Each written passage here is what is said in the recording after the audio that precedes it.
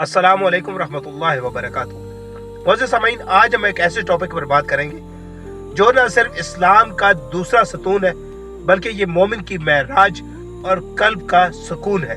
जी हाँ, हम बात करेंगे नमाज बारे में, क्योंकि नमाज सिर्फ जिस्मानी अरकान का नाम नहीं बल्कि ये बंदे का अपने रब से बराह रास्त मुकालमा है। अल्लाह ताला ने सैकड़ों मरतबा कुरान करीम में नमाज कायम करने का हुक्म दिया है।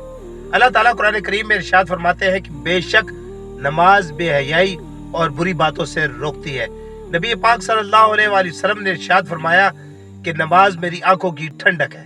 क़यामत वाले दिन सबसे पहला सवाल नमाज का होगा। अगर नमाज ठीक निकली तो बाकी अमाल भी ठीक होंगे। नमाज शुरू करने से पहले चंद शराइत का पूरा करना लाजमी है, जिन्हें नमाज के फराइज कहते हैं। जिस्म, लिबास और जगह का पाक होना और वजू का तरीका सीखना हर मुसलमान पर फर्ज है।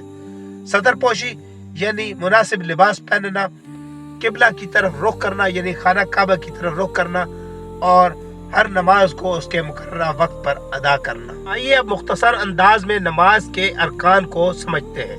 नियत और तकबीर तहरीमा यानी अल्लाह की बड़ाई बयान करते हुए कानों को हाथ लगाना। नंबर 2, क़याम, सीधा खड़ा होना और सूरह फातिहा के साथ कोई सूरत पढ़ना। नंबर 3, रुकू, अल्लाह की ताज़ीम में झुकना और उसकी बड़ाई बयान करना।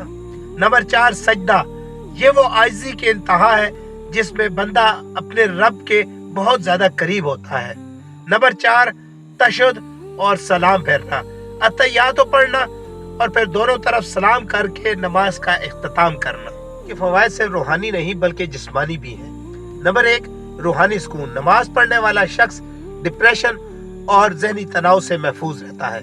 नंबर 2, नज़्म ज़ब्त, 5 वक्त की नमाज पढ़ने वाला शख्स वक्त का पाबंद हो जाता है और उसकी जिंदगी में डिसिप्लिन पैदा होता है। नंबर 3, जिस्मानी वर्जिश, रुकू और सुजूद करने से इंसान के जोड़ों और पट्टों में लचक पैदा होती है। नंबर 4, इज्तिमाइयत, बाजमात नमाज पढ़ने वाले शख्स के दिल के अंदर इत्तेहाद और भाईचारे का एहसास पैदा होता है। नमाज अल्लाह ताला की तरफ से दिया गया तोहफा है। ये हमारी रूह की ग़िज़ा है और हमारी दुनिया और आखिरत की कामयाबी की कुंजी है। जब भी नमाज अदा करें तो इसको बोझ समझ कर नहीं बल्कि अल्लाह से मुलाकात का शौक समझ कर अदा करें। अब नमाज के अरकान या सही तलफ़्फ़ुज़ से पढ़ना सीखना चाहते हैं तो किसी मकामी मस्जिद इमाम से रुजू कर सकते हैं। आज की वीडियो अगर आपको पसंद आई है, ये आपको कुछ सीखने को मिला है, तो इस वीडियो को लाइक जरूर कीजिएगा और दूसरों के साथ शेयर भी करें और हमारे चैनल को सब्सक्राइब करना मत भूलिएगा।